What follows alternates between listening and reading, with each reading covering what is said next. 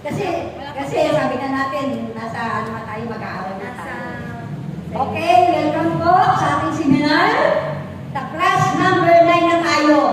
Ang ibig sabihin ng mga nakaraan hanggang ngayon, for 1 year yun. Last year.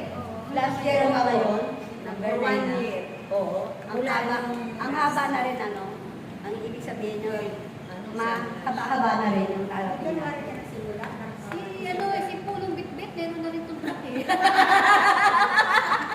Ang kwento ko. Ano natin? Global warming. Meron na siya. Ay, hindi pa ako ngayon Nagulat ako. Practical ka na rin kasi. Umati lang agad, no? Ang hirap kaya. Ang hirap kaya magsimula. Pero kung nandun ka na, bayaan mo lang. Global warming. Pero hindi yan ang nakalakayin ko.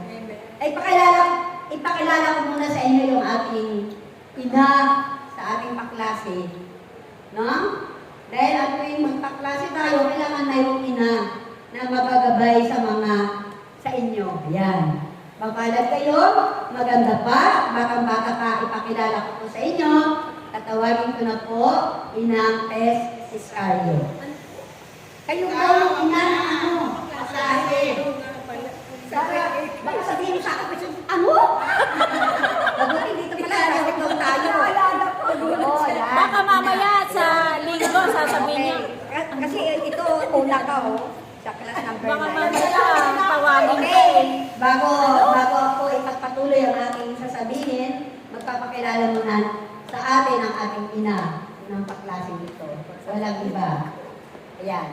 Ikaw na magpakilala. Amen. Maraming salamat. Unang kamera. Aking kapatid na minamahal,